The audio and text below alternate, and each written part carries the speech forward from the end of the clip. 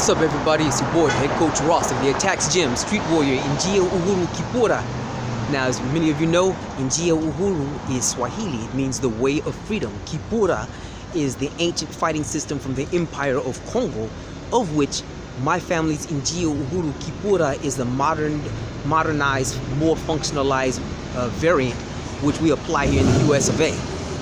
Okay, this video is a quick shot. You know, it's going to be like the prologue to the longer video, which will delve more into this topic I'm about to tell you about more in depth. I just put up a couple of videos, and you guys have, just jumped on it. I appreciate it. It's got over 100 views already, each in under an hour, so I really appreciate that. That's good for my little bitty channel, so I appreciate that. Keep your eyes on there, keep hitting with the subscription button. We'll keep going. But you were all asking me about a phrase that I used, which was called racist feudalism. I was using that phrase as part of the requisite understanding that's necessary for a fully competent self-defense instructor, especially an African American or African descendant, African blood self-defense instructor.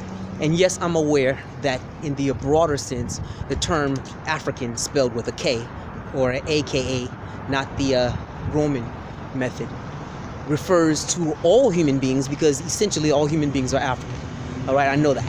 Okay, but I'm talking about the more narrowed types of treatment and mistreatment, which is aimed at those of us who have the more stereotypical West African phenotype. Because yes, I am aware that all of the physical appearances of humanity is also an expression of the African foundation and archetype. So yes, I'm aware of all of that. My point is, most of you are zeroing in on my use of the phrase racist feudalism, okay? Not racism. The short answer, which I will delve much more into depth in probably tomorrow when I have more time, is this: racist feudalism is the combination of racism and all of the other isms which are compiled within feudalism, European feudalism, and aimed specifically and solely only at we of African blood. That's what distinguishes us from all other ethnic groups. It is also what gives the lie to and the explanation to the other questions that we hear when we hear other racial minorities who have faced obstacles but have been able to be quite successful. And a number of people, particularly more conservatives who are Trump supporters, will say stuff like, well then, the Chinese did it, the Japanese did it, they overcame, they did extremely well. Why aren't you black people doing it? It's because you're lazy, it's because it's some other type of explanation which has nothing to do with the reality.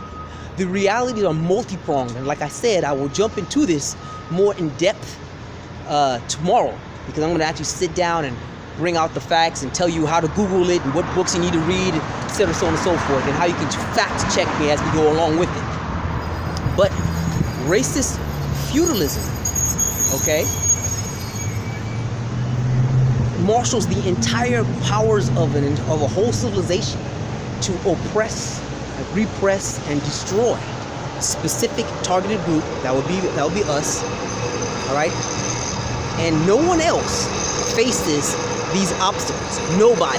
This is the explanation as to how it's easier for other non-white groups who are not us to do better here in the USA or everywhere else European civilization holds sway than it is for us. Secondly, let us not forget that despite these unprecedented obstacles, which were designed, to oppress and obliterate, to expunge any and everyone, including other Europeans. Despite the fact that these factors are in existence, let me step back here because they're doing some construction on the street. I'll show that to you in a minute. Despite the fact that we are facing these obstacles, we have overcome them in a tremendous fashion. Let's see if I can show you. Can you see the construction in the background? I hope you can. That's what the noise is coming from. So I'm changing my walking trajectory so we can talk a bit better with a little less noise. So as I was saying, hey, how you doing, sir? All right. As I was saying, you know, the obstacles that we faced and have overcome are such that no one else has ever faced or ever overcome. Nobody. Okay? And let us not forget that there were not one, not two, but anywhere between 6 to 32 Black Wall Streets, depending on which resource or source you utilize that counts such things, that excelled and thrived. How you doing, my brother? You know, excelled and thrived under these circumstances. All right, be safe. We're good, brother. Have a good one now. Be safe. All right now. That excelled and thrived under these circumstances despite and in the face of the kinds of opposition that literally no one else has ever faced, much less overcome. And in a system that was designed to be so severe that even the creators of the systems, the Europeans and the Arabs, the rich Europeans and the Arabs, not every European and the Arabs, because the rich Europeans didn't like the poor Europeans either. It's part of feudalism. All right, and we'll get into that into the video tomorrow. As I was saying, this system was designed to oppress and expunge and obliterate anyone who was put into it, including the creators of the system. That's the reason why the creators of the system felt so confident that the system would be perpetual, meaning it would never end.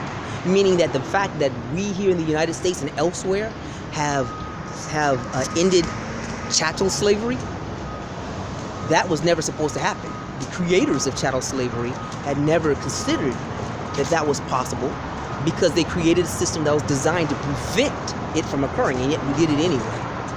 And yes, let's make this very, very direct and blunt. Slavery never, ever ends, because the slaver suddenly had a moral epiphany.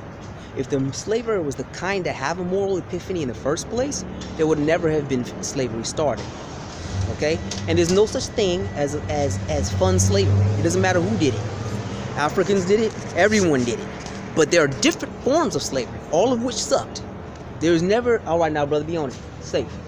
All right. There's never a part where it's like, oh, well, you know, you did this slavery and I did that slavery, so, you know, our slavery is not as bad. Well, technically that's true.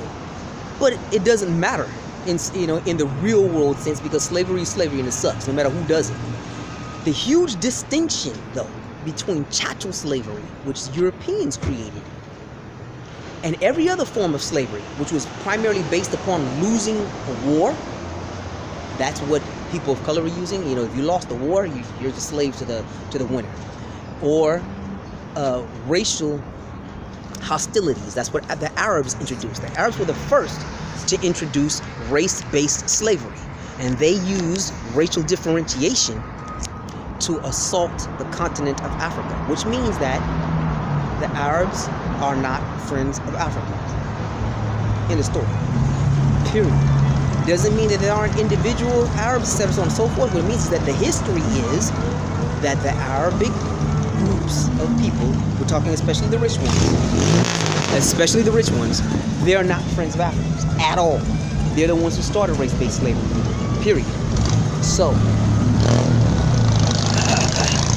the difference, though, between even the Arabic form of slavery and the European form of slavery is that chattel slavery fundamentally denies the humanity of the people being enslaved. Nobody else thought of such a thing. Where this denial seeped into every single form of institution in the European societies and led to all the rest of it. Man, it's good seeing you again. What's up? All right, it's good seeing you again, brother. Yeah. All right. You know, it's seeped into every form of institution in European society. I'm not going to delve into that. Like I said, I'm going to get more into depth in that tomorrow with my video. But that's the core, the nugget of what racist feudalism means. It refers to the system that was erected and perpetuated wheresoever European civilization has held sway. And that's where sexism and all the other isms. You remember the stuff that Hillary Clinton referred to as the basket of deplorables? That basket of deplorables is feudalism. You add the racism on top of it, and you're facing the unique obstacles that only we face. All right. So I hope you enjoyed that. If you have any questions or comments, please leave it at the end of the video. Remember now, this information and this kind of training is unique to specifically my family's art in Gio Uhuru Kipura. All right, capoeira mestres will never know this stuff, although they should. They really should, given the history of Brazil and everything else, and the fact that Bolsonaro is their president right now. Capoeira mestres should definitely know this, especially with the assassination of Mestre Kandeke last year. And I'll get into that, in the video after this one too, because I knew one of his students. But we'll get into that later. If you have any questions or comments, like I said, hit the subscribe button, leave the comments in the video, please. Share it with your friends. All right, you take care of yourself, and I'll see you a little bit later. It's Head Coach Ross of the Tax Gym Street Boy in Gio Uhuru Kipura. Amane Asante, Asante Sana, Amani, Ashe.